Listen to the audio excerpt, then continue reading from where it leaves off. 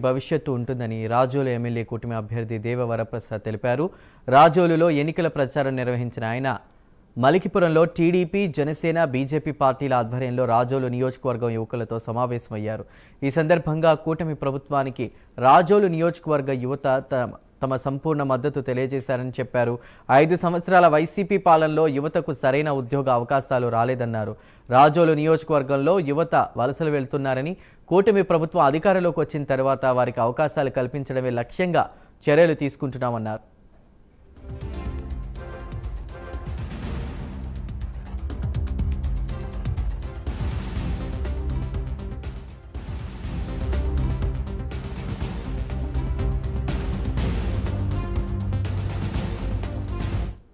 Assembly పరిధిలో నేను ముందుకు వస్తూ ఉన్నా.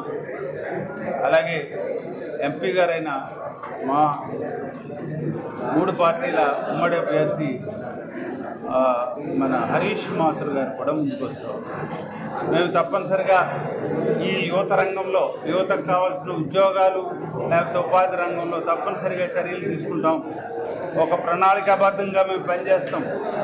ఉద్యోగాల కల్పన కానీ ఉపాధి కల్పన కానీ చేస్తాం అని మేము ముందుకు వస్తాం.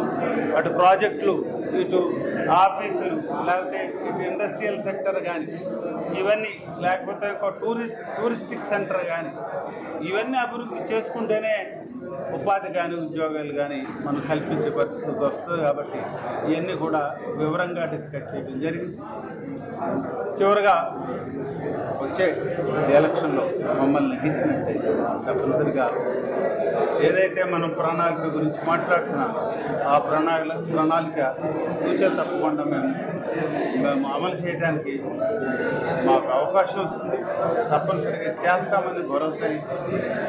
వచ్చే 13వ తారీఖున నేను వరప్రసాద్ రాజు గ్లాస్ మీద నాకు ఓటు ఇవ్వండి. అలాగే హరీష్ మాథుర్ గారు ఎంపీ అభ్యర్థి గారు వారికి సైకిల్ గుర్తు మీద ఓటు ఇవ్వాల్సిందిగా అందరిని అభ్యర్థించడం జరిగింది. ఈవేళ జరిగిన యువతలో మంచి రెస్పాన్స్ ఉంది. వారు బాగా వాళ్ళ యొక్క ఎక్సైట్మెంట్ చూసినట్టయితే యువతలో తప్పనిసరిగా మంచి మెజారిటీతో మమ్మల్ని నెగ్గించగలగలనే ఆశాభావంతో ఇటు అసెంబ్లీ పరిధిలో నేను ముందుకు వస్తూ ఉన్నా. అలాగే ఎంపీ గారైన